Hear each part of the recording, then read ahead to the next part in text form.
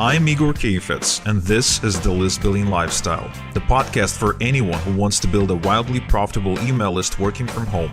If you'd like to make six figures, travel the world, and help people improve their lives in the process, this podcast is for you. I also invite you to claim a free copy of my best-selling book, The List Building Lifestyle: Confessions of an Email Millionaire, at igorsbook.com.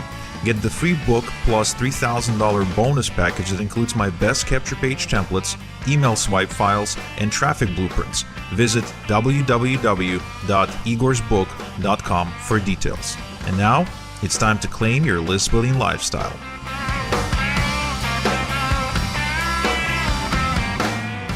Welcome back to the List Building Lifestyle. I'm your host, Igor Caris, and today I'm hosting one of the baddest super affiliates I've ever met, to be honest, because he's a holder of multiple awards. He won the ClickFunnels Dream Car, which he never claimed, to be honest, because he didn't want to get the loan on it.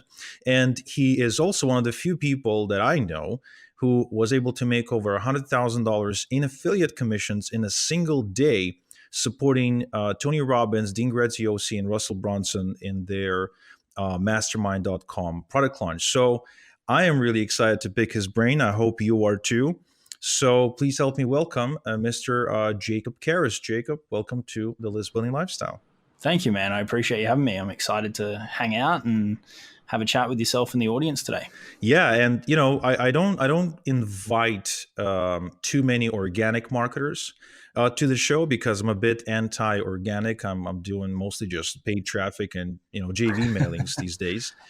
So for me, it's a bit difficult to appreciate the art of pumping out content 24/7 and filming your food and being really exposed and being really active on social media. But I know you've done really well with it, and we will dive deeper into it. But first, I want to pick your brain about this. So you are one of the few people in the world who actually, you did well at school. You were an A student, and then you decided that you want to take things to the next level, university or college, and then you actually landed a job on Wall Street. And we would consider this to be an achievement, right? This is the American dream, to go work on Wall Street, make a lot of money, be a part of that economy, that hustle and bustle. When I was growing up, I remember the movie Wall Street. I really liked that one with Charlie Sheen and Michael Douglas. Didn't really like the second movie. Yep. But basically what I'm saying is you had a great job, or at least it seemed so, and then you decided to walk away from it to do this crazy affiliate thing that no one heard of. So why? It was a point in my life. I was over in America, obviously, as the audience can probably tell from my accent. I'm not American. I'm from Australia, and I did the same kind of work in Australia, and then the opportunity presented itself to move over to New York for a couple of years. And I was about halfway through my second year over there, and I could have stayed longer, but my family, my dad had some health issues, and I wanted to come back for that reason. And there was a couple of reasons. One, moving from the finance game in New York to the finance game in Australia was like the equivalent of going from playing in the major leagues to playing baseball in the local park, kind of equivalent in terms of deals and size and dollars. So that wasn't particularly appealing, making that huge kind of step back. And the other thing, man, was I was absolutely shot. I was in my kind of mid to late 20s, doing the 80-hour plus weeks in New York. And it's so funny when I go on Instagram or wherever, and there's all of this, hustle culture that people yap about. And I can almost confirm that none of them are doing the hours that they claim to be doing, because it's simply like, I actually did it consistently for months on end, and it is simply not sustainable. Like, you will put yourself in the ground. And I actually ended up getting really sick off the back of it. And so I looked at it and I'm like, is this what I want to do for the rest of my life? I enjoyed the work. I was really good at it, and I learned so much, and I would not change any of it. But I just kind of got to a point where I was like, I don't think this is what I want to do for the rest of my life. I want more flexibility. I don't want to be in, an office all day or weekend. I want to be able to, run life on my clock. And I was kind of also at the point where I didn't have a lot of commitments. And so it was like kind of now or never. In that late 20s, things get harder and harder the older you get, typically take on more obligations and responsibility. And so I just took my shot, I guess. And thankfully it paid off. Yeah, and what I find fascinating is you've invested so much to get to that level. You invest so much to get that job or similar job, and you were just able to say, you know what, this is just not for me, and just to walk away from it. Because I know people who've got a good job, they hate it, they're freaking miserable at it, but they will never walk away. They will just not walk away, period, because they've Mm, invested too much. It's kind of like being in a bad marriage, you know, and being married to someone for 20 years, but it's not working out anymore, and they're like, "Well, I've invested too much into this to walk away," and they stay there and stay miserable. yeah, we value things that we've already got way higher than, something that we don't have. And if someone said, "Oh, do you want this?" you'd be like, "No, thank you." But yeah, I don't know, man. The affiliate marketing thing, when I saw it, it was like right time, right place, and it just clicked, and I was like, this makes sense. If I can just focus on the front end, I don't have to worry about the back end delivery, all that kind of stuff. It was like, and the first year was pretty basic stuff. I was like blogging and doing some reviews and putting some links up and trying to figure it all out. And yeah, I don't know. I was just like, I've got to give this a go, because I've kind of, one of the few things I've figured out over the years is it's the things you don't do that you regret, not necessarily the things that you do, even if you do them and they turn out to be a mistake. I'd rather kind of have a stab at it and get it wrong than go, should I have done that? Or what would have happened? What might have been? I'd rather have a go at it. So, it could have flopped, and the job wasn't going anywhere, put it that way. I could have very easily walked back into another job.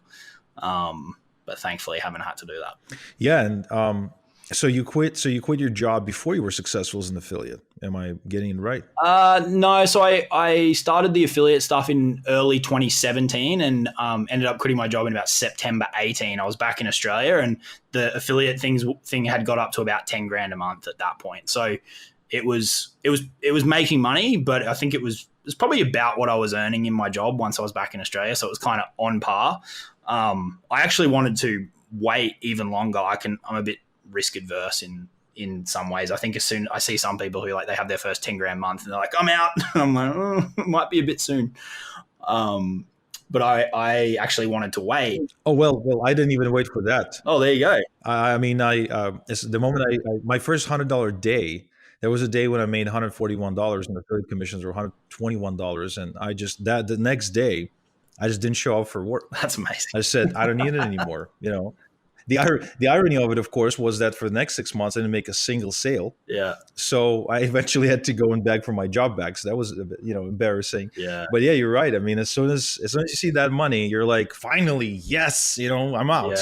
Yeah. I can't take it anymore. Yeah. People ask me quite a bit. They're like, when should you quit your job? And the typical answer is like, when you've got X months of savings or you're at X income level. And I think they're important, but I think the main thing that when I look back, it's how confident are you that you can repeat the results? Because as you know, opportunities change, methodologies change, tactics change, platforms can get rid of you. That's why you focus on email.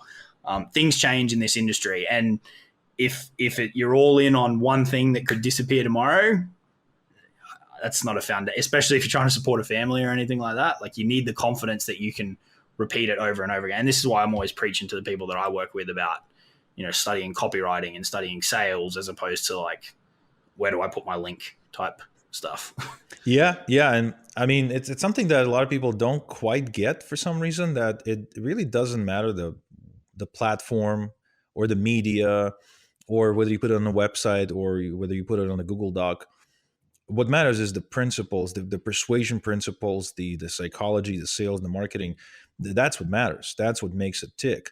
I mean, I was just at Annex and Gall's seminar, and the room was it was a room full of like over 100 people who were making over $500,000 a year, marketing something online, could be anything. It could be an agency, could be an info product, affiliate market. There was actually an affiliate there who had over $2 billion in sales for a water company, Kangen Water.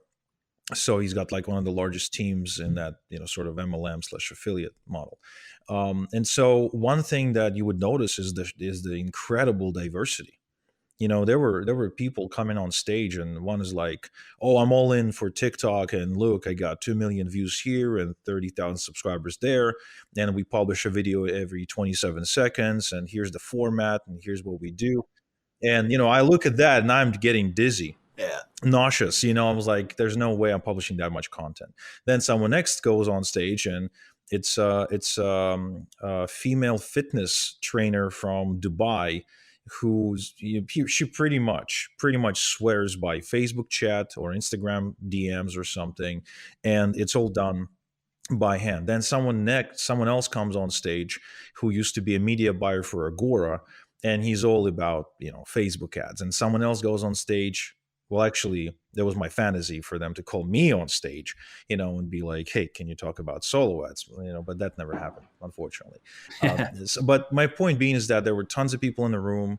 Everyone's getting traffic somewhere. Everyone's got a technique somehow. There was one guy from Venezuela who was doing Shopify. Like, he would build Shopify stores for people and sell them for like 75K a pop. So all he's doing is putting people from an ad to on his list, and then on the Facebook group, and then just goes live in a Facebook group. And every time he does, he would also email his list to notify people. So one thing I would say is a commonality is that, well, two things. First off, they all have a list. Even the ones who say don't build a list, they still have a list because it's how they manage their contacts, really. And the other part is they all make offers. They all make lots and lots of offers unapologetically to lots of people every single day. I think that's actually a missing element for many people. They kind of they sink into books and courses, and they build websites and stuff like that, but they don't make offers. Like, they don't actually pitch someone with something, and that's where the rubber meets the road. All right, so let's talk about your $100,000 commission day. I want to know more about that. Yeah. So, as you mentioned off the top, that was for mastermind.com with Russell and Tony and Dean. I was at Funnel Hacking Live in early 2019, and they announced it, and they told the story of how Tony and Dean were going to do it together, and then Russell wanted to be involved, so we tracked down the domain and bought it, and then gifted it to them, and to try and get in on the deal, which was quite cool. And my ears pricked up when I heard it, and I was like, all right, you bring those three guys into a room with their audiences and their experience, that it's going to be ridiculously big, right? And then a few months went by, I got back home and didn't really think much of it. And then I remember I was sitting at home. It's just a movie on TV. It was like a Thursday or Friday night. It was late in the week. I remember heading into the weekend, and I saw something pop up on Facebook. I'm like, oh, that's right. I need to do something with that. Movie wasn't particularly interesting to me. So as I was sitting there, I was like, how can I possibly punch with the names that are going to be in this launch? And to this day, my audience isn't particularly big. I've got 5,000 YouTube subscribers. I've got a 3,000 person Facebook group. It's not a lot. I've done more about how do you monetize small audiences than big audiences, but it was even smaller back then, and even less people knew me back then than they do now. And so I was like, how can I possibly punch with these big players who are going to have huge budgets? They're going to have huge teams behind them running their campaigns. They've got way more know-how, all these different things. I was like, how can I possibly punch? And all I could figure out was I need to start sooner, because a lot of the affiliates that you compete against in those types of launches, they're not affiliates. They're big personal brands, and they just jump on as an affiliate for that launch. So I was like, if there's anywhere I can beat them, it's probably going to be starting sooner, because they're going to be focused on their own stuff, and then they'll just jump in for the launch or towards the end of the launch, just before the push, and then they get on with their lives, because this isn't what they do. And so what I did was, about a week to 10 days before we actually got our affiliate links, I started running ads and started a bit of an organic push as well from the small audience that I did have on Facebook over to ManyChat to get people to register for information about this thing that was coming with Dean and Tony and Russell. And it was really basic. All I did was leverage kind of curiosity around the fact that, these three industry titans are coming together. And so pushed that for 7 to 10 days. And it was just all roads lead to opt into this bot, opt into this messenger bot. And I can't remember how much I built up in that first week, but I'm going to say it was about 4,000 or 5,000 people. So I went pretty hard at it, but because of the names, their brand names, the opt-ins were so cheap. It was like they were like $1, $2 to get someone on a bot. And this was back when, and I think they've just changed the rules back now about broadcasting to ManyChat. I don't use it too much now, but this was back when there wasn't any rules around broadcasting, so you could just send them. Some people would get pissed off, but that's okay. And I thought it's easier for me to use that. There's always someone pissed off about that. Yeah, exactly. I was like, it's easier for me to use that for this short, hard and fast launch than trying to build an email list where, my opens aren't going to be anywhere near as good. It's going to need to be longer form content, whereas the messenger bot could just be like short, punchy. Here's the link, gets right into their phone. People check their messages. And so I built that list up, and then I remember it was the Friday the week later, they announced, affiliate links are live. And the way the tracking worked for the launch was, it was ultimately a last touch system, but if you got them registered via email for the live webinar thing that they were going to do in like 2 weeks time, that email got cookied to you. And so my logic was, get as many emails registered as soon as possible, and that's going to be my best shot.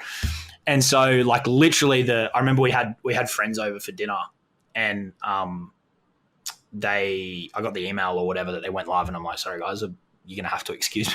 I got up from dinner, went into my study, and I started sending out the messages like, it's live. And the first 24 hours, I was like at the top of the opt-ins leaderboard with like 2,000 registrations for the webinar. And I remember like I got a couple of messages from people. I had a couple of big names like add me on Facebook, and then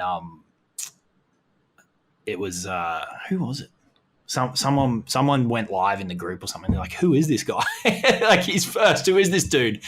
And so that kind of rolled on, and I just kept pumping ads to the bot list. And then as soon as they got on the bot list, it was register. I started rolling out some ads directly to register. I still wanted to build the list a little bit for the rest of the launch, but I started kind of hedging the investment 50-50 with just, direct to register essentially. And just pushed really hard. I can't remember where I ended up in the opt-in list, but I think I ended up getting about 7,000 people to register for the live event, and I knew that would be where I'd have my chance, so to speak, because I wasn't doing a big bonus stack. I didn't have most of the guys and girls doing those bonus stacks are like, they're like, you get this event in Cabo, and you get like 3 iPads and my third kidney, and like they go out of control because they want the leaderboard position. And so I wasn't doing any bonuses or anything like that. So I was like, I've got to get the transaction at the point of the live event, because what inevitably would happen after the live event was the bonus wars start, and you've got, clear your cookies, and you've got, I bought from this person, I want a refund so I can buy from this person and get the bonuses. And so I was like, all right, the first, 72 hours or so after the live event is my shot. And so I just kind of went as hard as I could for that. And they did the live event, and I didn't know, like, was it good? Was it bad? What happened? Once they opened the cart, I was sitting chatting to a mate. I think I ended up spending maybe 25 grand on ads. So I was a little bit little bit in the hole to begin with, without having anything come back because it's a live event. You're waiting for the pitch, and they open the cart, and I'm looking at my emails and Infusionsoft where they were doing the tracking, and I'm like refreshing, and I'm like, nothing's happening, nothing's happening, nothing's happening. I'm like, this is concerning. If I just put 25 grand up in flames, and we waited and we waited and we waited, and then Dean went live after the whole thing had wrapped up in the affiliate group, and he's like, look, don't stress, it's gone insanely well. So well that we broke the carts and all the the classic, the launch is so big we've broken the internet type thing. And I was like, okay, whew. Anyway, couple of days went on, and they're like, look, we're having to do it all manually, just sit tight. And then being in Australia,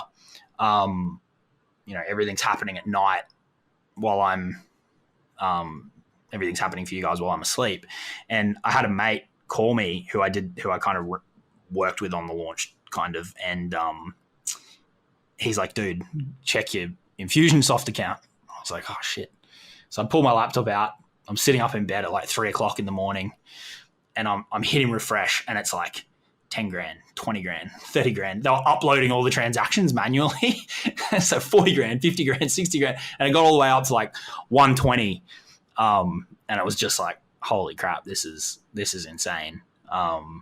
And then, a few more came in kind of through the tail end. I think I ended up losing like 10 grand in, people moving over to other people to get bonuses. And it was chaos after that. Like, it wasn't that great after that, because my push was for the start, and ended up finishing 11th overall. I wanted top 10 because they all got to go to Fiji with Tony, but I just missed out. Wait a sec. You made over 100 grand in commissions, over 120, I think you said. Yeah. At some point, and you didn't even get into the top 10. No, it was huge, man. Wow. It was a massive launch. Yeah.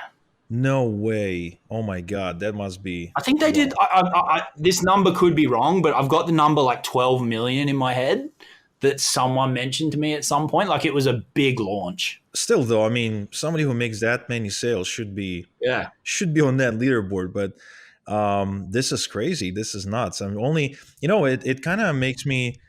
Sometimes I would sit here and I would look at my sales for the month or something, and I'd be like, I'm maxing out the market, like I'm maxing out the market cap for like one of my products or something like that. And this is actually a common thing that all the top achievers do. Initially when they launch a product, it does kind of well, and then kind of plateaus at some point because you have to start taking a different approach to promoting it. And, usually around the $1 million mark, you're like, I'm maxing out the market cap. Yeah. But you hear stories about those launches and you're like, oh my God, if there's no cap, sometimes like you just think, man, is there a cap? Because you can go big with what we do. And that's great. Yeah. I mean, you can go into parallel markets, and, you can create buyers that, maybe 2 months ago weren't aware that your product was even a thing, or they didn't know they had that problem. And, it's basically infinite in a lot of ways. Yeah, and what's interesting is that Tony and Dean, they launched to a crowd that wasn't necessarily marketers, was it? I mean, there's a lot of people who follow Tony and Dean who are like self-development people. People want to fix their lives. People want to fix their relationships. Maybe not Dean. Dean's more into real estate, so he's got money-oriented people. But Tony Robbins, I think what he done great over the years is that he sort of said, well, I've got an audience, and they're human, and they've got needs, and they've got problems. Some of them got health problems, some of them got relationship problems, some of them got money problems. So over the years, he produced all the different programs, right? He had the business mastery, he had the relationship seminar, and all kinds of stuff. And I think the lesson here is once somebody finds a guru, almost doesn't matter what the guru sells, right? They will just, well, it's Tony, so I'm in. Like there's a lot of people like that no matter what the guru says, they're just, yeah, I'm in. Yeah, it was crazy, man. Wow. So I mean, making that kind of money in one day which of course there was like maybe a waiting period and a refund cool off period or something before you got that money, but still a lot of money. Some people even say life changing money. So was it life changing? Um, I mean, given the job that I had previously, like I wasn't making that much in a day, but I'd earned good money. I'd earned good money previously. I think it. I think it was life changing in that it opened my eyes truly to the possibilities of what I was kind of sitting on. Like I'd had, before that I'd done 10 grand months, 20 grand months. I think I'd had a 30 grand month, which is, which is amazing money. But when you see six figures hit your account in a day, it's a different, it kind of it hits different, so to speak. And so I think, yeah, it didn't necessarily change my life from like I don't have one of those typical internet marketer stories of like, I was in a box under a bridge and couldn't eat, and then I wandered out and found a magic scroll with all the secrets. The typical story. I don't really have that. Got sick.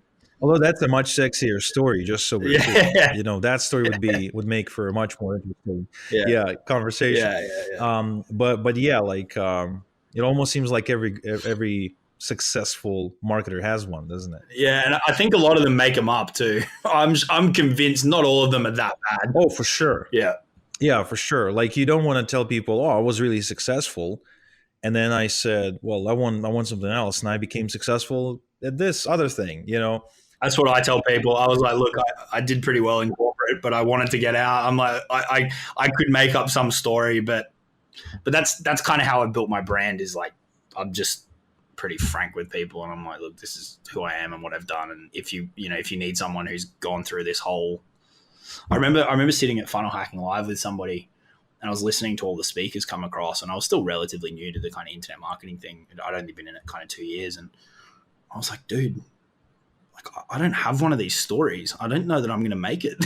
I was like, I don't have like a rags to riches story. I was like, I was doing pretty well before. I just wanted something different. And then I'm like, that's insane. I'm never going to think that again. It's like, damn it, I'm a capable, successful, smart individual. Yeah. I can never make it as a guru online. Yeah. No, but you're absolutely right, man. It's like sometimes I hear some stories, and I got a buddy who's actually quite smart and quite capable, but he just had just a bad thing happen to him. Like he lived in Thailand, and Mm-hmm. he owned a hotel in Thailand and was already pretty successful, both at affiliate marketing and publishing books. And of course, he owned a hotel, which I don't know if the hotel was profitable or not, but he owned it, so that's good enough for me. And then a tsunami washed it away. So like that's just a bad luck. And hopefully he stayed alive, although he had to spend some time in the hospital. His family's okay, but he used the online marketing industry to rebuild himself financially back into this game. So it was you know I think if you're looking to tell a good marketing story, I think all of us can find that low point in our lives that people just can't relate to, because this is what it's really about. How relatable are you? It's not about how low you fell. It's more about, can I relate to the story he's telling? And I think your story is very relatable, because there's a lot of people out there who have a good job, decent job, boring as fuck, and they hate it. They live this life of quiet desperation. They don't enjoy it. They dread it every day in the morning. They wait to punch the clock every day, but they just won't let go of it because they don't know what else can they do, and they're just too scared to go on their own. And I mean, that's very inspiring, very relatable. And I admire and respect the fact that you didn't adjust your life narrative, to fit the marketing, but rather built a marketing brand to fit the narrative. I think that's really powerful. Yeah, and I just can't operate in any other way. And I think there's a couple of things that come out of what you just said. One, I actually looked at it the other way, and I was like, this is probably advantageous, because I get a lot of people who hit me up who are from the corporate game, who are probably earning north of 80, 90, 100, 120, 140 grand a year, about the transition out. And they're great customers because they're not worried month to month. They're making good money. which is fantastic. Um, and I think the other thing you said in terms of fitting the marketing to who you really are, like you can't show up every day and create content like I've built my business around if it's fabricated. It just has to be your voice and what you've done and what you're doing. Otherwise, it's too hard to. You've got to get into character and then write it. Like it's just not. It's not going to happen. And I kept rolling with that, and took it one step further because everything I achieved in my life before the internet marketing game was purely off the back of hard work. I just always thought, well, I'll just outwork everybody else.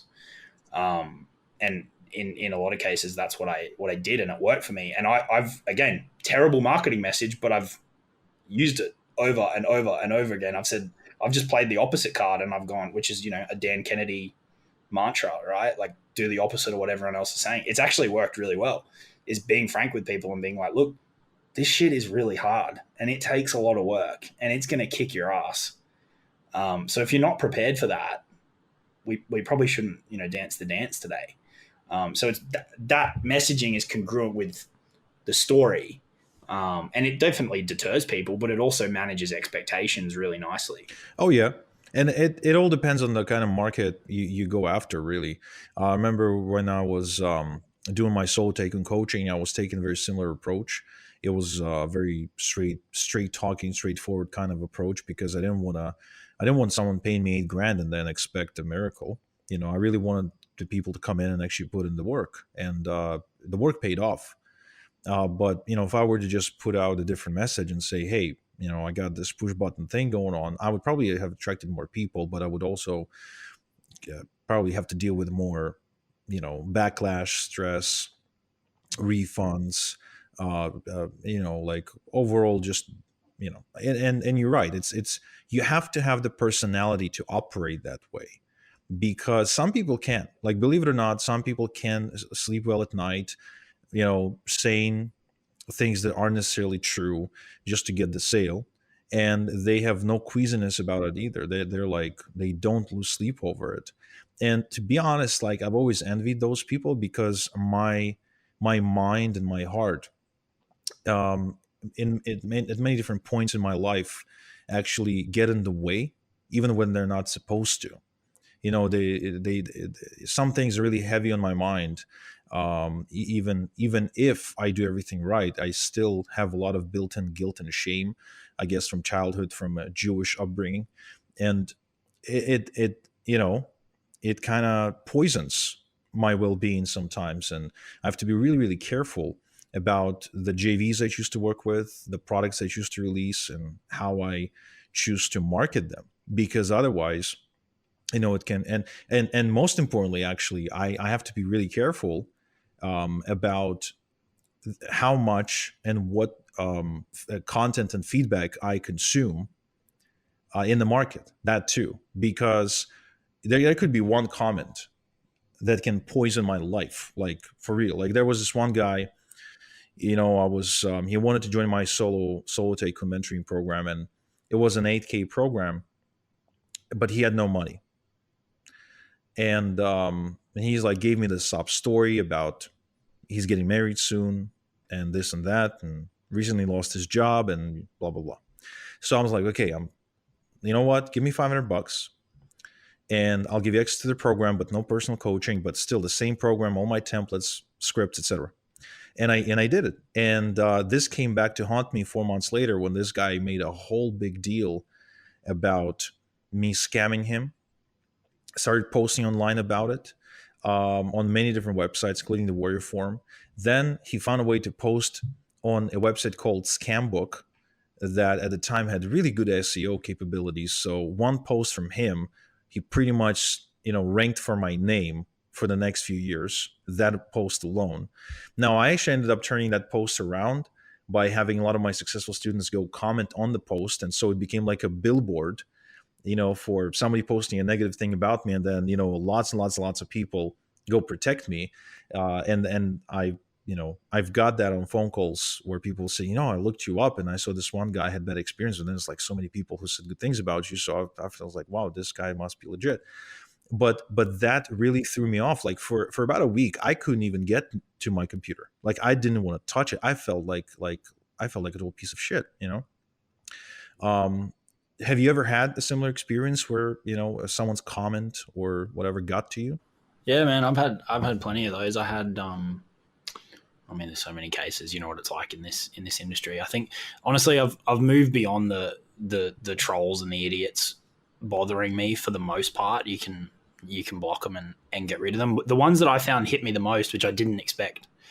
Well, I just didn't expect it to happen. It's not that I didn't expect that I would react this way, but it's the people that you help a lot. And we are talking before about recreating stories. One of the issues I see in the internet marketing world is people like to change how they got where they are and who helped them and how they helped them and how much they helped them. And so what really hit me was, you know, I like to go above and beyond for people, and I'd overinvest. They'd pay for a $3,000 course group coaching, and you end up giving 1-to-1 to try and get them there. Which obviously has self-interest involved because you want success stories and you want to make that happen. But at the same time, you become invested in certain people. And what really hit me was when you commit a lot to individuals and you literally change their life, like take them from 0 to 20, 30 grand a month. And then once you do that in the internet marketing game, you're fine. Like you're off. If you've got half a brain, you're rocking and rolling. You can compound one win into another, into another, into another. If you network well, if you provide enough value, if you just keep working, you'll be sweet. Like you just need that breakthrough in the internet marketing space, and you're good as gold. And that's the hardest thing to achieve is that first, you know, that first momentum, like getting that boulder moving. And there was a couple of cases where, you know, guided people very, very closely, and then they turn around and change their story and, you know, almost sling shit back the other way to try and sell their new thing that, you know, in the same market. And it's like, you idiots. If you knew what a network was worth and what we could have done together over the next 5-10 years, like take your little course, you know. They were the ones that really that put me for a twist for a couple of months, to be fair. Was that more than the trolls, because you know they get their own karma in the lives that they have to live. Yeah, and you know it hurts. Like I had several times when someone I brought up or mentored or trained goes on to start a competing business. One time I had a guy who was almost like a prodigy, not a prodigy, but a protege. I don't know if there's a word like that in English, but we use it in Russian sometimes. Basically, someone I mentored into what we do, and he basically not only went on to start a competing business, but he actually took my clients, took my best clients, about half of them. I had about 80 clients at the time who were paying me $500 a month. So you can imagine the recurring income and the stability and safety and the peace of mind that comes with that. That, you know, every month you just wake up and you've got money coming in. You just deliver the service every month and you're good. So this guy contacted them one by one. He had access to my contact book. That was my mistake. You probably never want to give access to your list and your checkbook to anyone, but he did. And he basically approached them and he said, "Look, you're doing this with Igor. You're paying him $500 a month. Why don't you come with me? I know. I can do the same thing for you, but for $250." And about 40 people, just canceled. So within maybe a couple of weeks' time, I had a huge drop in recurrent revenue, huge drop, and these clients just kind of falling off like dead flies, and that was devastating when I realized what happened. And Yeah. I think the worst thing about being betrayed by a student or a business partner or anyone you put a lot of effort in and energy is it changes the way you look at the world and the people. It changes the way how you communicate, and it prevents you from being open and vulnerable with people, which I think is the highest form of courage, is to be vulnerable, to be okay, I guess, with being vulnerable with people. Because a lot of times we put on a screen or a facade, we want to seem like we're bigger than we are. We want to impress upon people how kick-ass we are. But I don't see this nearly enough, because like my best relationships, both in business and in life, are with people who can be vulnerable. And I started kind of being sensitive to that. But there was a time in my life, after going through several of these bad relationships, that I just stopped being so. I became very distant, and that prevented Yeah. me from forming the next relationship that could lead to the $1 million. So Yeah. it's really unfortunate, and it sucks. It sucks. Yeah, I think that's spot on, man. One of the guys I run one of my programs with, him and I have very different kind of world views because of the work that I used to do, which was all distress situations, and you're dealing with people in their kind of at their worst times. The first day I started in corporate, my boss came up to me and he said he used to call me Young Jacob, and he said, "Young Jacob, one piece of advice: trust nobody." And that kind of stuck with me. And it served me well in that industry, very, very well. Um, and I'm definitely a lot more zen and relaxed now. But one of the guys I run this other program with, he's the complete opposite, and he's just like everyone benefit of the doubt, even if there's like red flags. He's like benefit of the doubt, benefit of the doubt, benefit of the doubt. So it's such an interesting dynamic. But yeah, it wears you down, and it probably prevents you from maybe going above and beyond for certain people in certain situations who would appreciate it because you've been burnt before and you're just trying to protect your own energy. Yeah, the other part of it that I really hated, is that I started losing trust in people before the relationship even took place, especially in students. Like the amount of times I heard from a student, "Igor, you should work with me because I'm super dedicated, super passionate. I take a lot of action. I'm a master implementer, blah, blah, blah, blah, blah, blah, blah." And they're like kind of build themselves up to a point of, like almost questioning, okay, if you're so great, why aren't you successful already? Right. But they're like, yeah, I'm like super dedicated. I'm going to do everything you're going to tell me. And then you go through a relationship with them as you mentoring them, and they are a student. And a week goes by, 2 weeks, a month, 2 months, 3 months, 6 months, and they're still dragging their feet or aren't really doing what you tell them to do. Like you go through that a couple of thousand times, and you're like, just you don't believe people anymore, do you? Yeah, you've got to see it in action. That's for sure. Yeah. All right. Well, let's switch something a little bit more positive. So you made that decision. Mhm. Obviously, it was a great decision to move away from the cutthroat corporate world where you couldn't trust anyone, to build your own business on your own terms. You've had some massive success, probably bigger success than most people can brag about in this industry, and that's awesome. Let's talk about some big aha moments, maybe moments that you've realized over the years. So you've now been doing this for a minute. Yep. What are some of the key aha moments, I guess, if you look back, that you would have loved to share with your older self when you were getting started? There's three that come to mind. One of them pertains particularly to the internet marketing space, but can also be kind of extrapolated out to really anything. But the first one was a light bulb I had. I'd already been doing it, I just didn't realize it.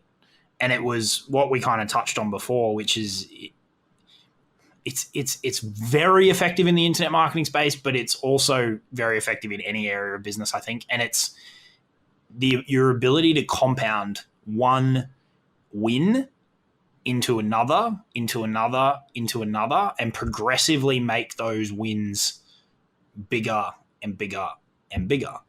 And it's something that I talk to the folks that I work with who are starting out about, like, as soon as we start working together. And I don't think it really sinks in when they first start. Like, you've got to be ready to hear the advice. But I repeat it and I repeat it and I repeat it, and you can see the light bulbs go off. And I mean, I did it without even realizing it, like with the ClickFunnels thing, and then with Legendary Marketer into KBB. It was the lessons rolled from one into the other, and the brand grew from one to the other, and the financial resources rolled from one thing into another. Then I took those and rolled them into the course that we rolled out in late 2019, and that catapulted that. And then the success from that has now impacted what I'm doing now. And it's like one thing leads to another.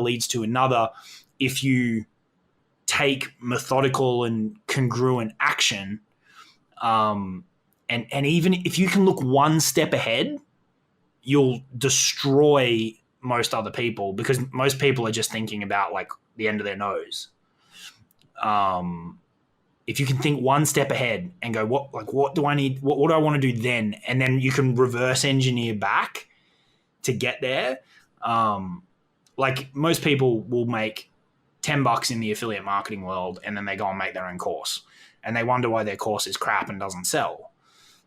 And then they'll come and they'll go, well, how have you done, nearly $2 million in your affiliate marketing course? And I was like, because I did the stuff, won all these awards before I even thought about making a course.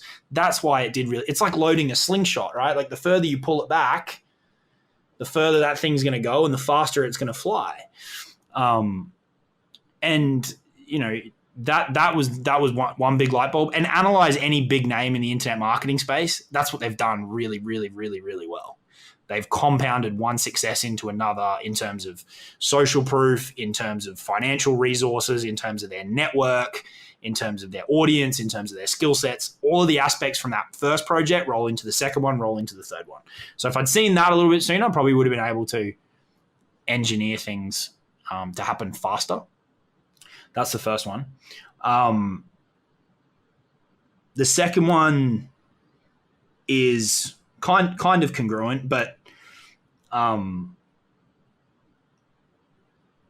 if you show up every day and chip away at making your name in your market a little bit stronger and a little bit bigger and a little bit better through your content, through the ads that you run, through the offers that you make, through the client success stories that you generate, if you focus on building that name just a little bit more each day, and for anyone that hasn't read The Compound Effect, go read it.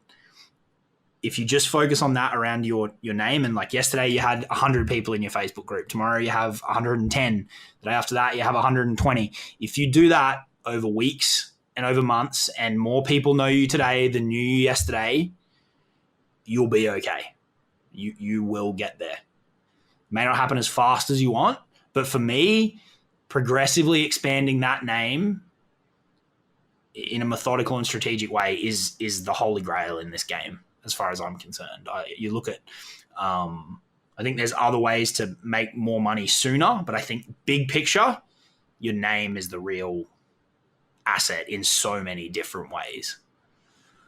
And then the third one was one that was illuminated for me probably 12 to 18 months ago by a current mentor that I work with. And it's quite a simple analogy. And when I saw it, I was like, most people in this world are forever trading energy for money, even online, right? Even online. If they're doing a 45-minute sales call, they're walking every person through their offer one by one, right? You'll make money, you make a ton of money, but you'll never decouple or detach fully or as much as possible your income from your energy. And what he illuminated for me was if you just insert between energy and cash flow the word asset, everything changes. The paradigm completely shifts. An asset can take many forms, but the key factor is let the asset do the cash flowing, not you, or not you managing an army of people, because that's still your energy to manage those people, right? And then so to put that into practice, it resulted in me kind of overhauling my calendar and going, how can I maximize the time that I'm investing in asset building? Be that, hopping on a podcast, right? This gets recorded. However many people can listen to it, it can get repurposed. My energy is captured into an asset, and it can produce benefit for months and years to come. And if you maximize the time that you build assets, the cash flow will follow as long as you're doing, reasonably correct activities. And so that was a big shift for me recently, which also really allowed me to slow down, because I was always that work, go, go, go.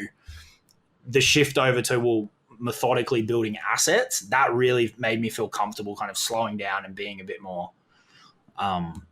zen, because then it kind of becomes like the tortoise and the hare type story. Like you'll win in the long run, and every dollar you make will slowly become a little bit more and more and more detached from the sweat equity that you have to put into it. So they're the big three that kind of pop out to me whenever I get asked about breakthroughs. Okay. All right. That's cool. So then, kind of following on that third one, what would you say are the biggest assets for you right now in your business? So when I think about my business, I think about it in three pillars. I think about it in terms of audience/content. Content's how we build the audience, so it's kind of one and the same. The sales process, and we do a lot of one-to-one selling, but in a different way, which I'll explain in a second. And then the third part is the offer. And then I guess the once you get beyond the conversion, there's a fourth piece, which is the delivery. What most people do in the higher ticket coaching sales space, which is where we spend a fair bit of time now, is they put the time and the energy into the sales process, which is all day in Messenger, all day on the phone, all day managing a huge sales team, which has some leverage, but not nearly as much as if you reallocate that time to those other buckets, particularly the offer and the content. So for me, the biggest things that I want to invest my energy in is making our offers better and better and better in a couple of ways. One, how they're delivered. Two, the content. And three, the asset that we actually use to sell it, improving that. Because if I make one change to the offer, the next 100 people I send it to all see it. I only had to make the change once. I get the leverage of that change, right? And then same on the content side of things. Like I write a daily piece of content that's anywhere from 200 to 700 words, and it can get spun, email list, a blog, Twitter, LinkedIn. Like it can end up in a lot of different places. So I get a disproportionately large return on that one piece of focused effort. And then you get the compound effect of that over time. So for me, the big assets that we invest in are content creation, offer improvement, and then the delivery side of things, and refining that down to make it more efficient. And we may not make as much in the short term, but it should be a hell of a lot more sustainable over the long run. Yeah. Okay. All right. Now, before we wrap up, two things. First, tell us a little bit more about, how can we find out more about you? And so if someone's listening, they want to go check you out and check out your content, how can they find out more? And the second question, I'll just throw it out there. I can see behind you a poster or something that says DJ Caris. Mm-hmm. And it's been bugging me since we started this recording. So Yeah. were you DJing at one point? No. So I'll answer the first one, and then I'll tell you the story about that. So easiest way is www.jacobcaris.com, JACOBCARIS.com. That's the hub of the brand, and from there folks can join the Facebook group or YouTube. I upload a couple of times a week, or go to the blog and join the list, and everything links off there. The second point on that, so that's a cool story actually. So I run a small private client group called my Inner Circle, and a couple of dudes in there I help them roll out a program about growing Facebook groups with TikTok, right? They came to me one day and they're like, dude, we put out these TikToks. We've got 700 people waiting to join our Facebook group. And if you know what you're doing with Facebook groups, that can be, a couple of $100,000 pretty quickly. I was like, dude, we need to, verify this method, and then we need to get this out to the market because this is like hot. Like the TikTok algorithms pop in, and anyway, help them create this offer. And a couple of months went on, and I had a bit of a gap in my calendar in terms of what I was doing, and I was like, oh guys, I'll run a promo for you on my Facebook profile. And so I did 2 or 3 posts over the space of a week saying I've got these clients, they're doing this with Facebook groups, and it was quite cool actually. I did like, your traditional like a bridge page as an affiliate where you kind of bridge over to the offer. I did that with like a Google Doc to bridge over from Facebook, and it did like 20 grand off the 3-4 Facebook posts, and so they sent me that award for the affiliate promotion, and it's my face photoshopped on DJ Khaled with another one across the top, his saying. So that it just appeared on my doorstep, and it's probably of all the awards, it's like the lowest monetary amount, but it's like my favorite award, so it gets like pride of place. Okay, yeah, and I was wondering because that guy looks fat, and I was like, and bold. Yeah, it's definitely not me. And it's like, what was he fat and bold before he got into online marketing that changed his life so much? He started growing hair and losing weight very quickly. Yeah, really long hair. No, that's cool. That's cool. All right, guys. Well, this was Jacob Caris. You can find out more about Jacob at www.jacobcaris.com. So you should go and check out his stuff if you're looking to learn how to build small, highly profitable Facebook groups, and or how to roll out your own programs, how to do high ticket selling, as well as how to do high ticket affiliate marketing and content creation. So this guy's a content creation machine, and one of the few people whose emails I actually read. To be honest with you, like the rest, just I mark read and get rid of them. But between you and Ben Settle and maybe John Biakovich and a few other people, you actually land into my important inbox. Bit of Ben Settle on the desk here. Oh yes. Oh, I love that book. I love the villains. I love the villain book. So good. Yeah, very very good.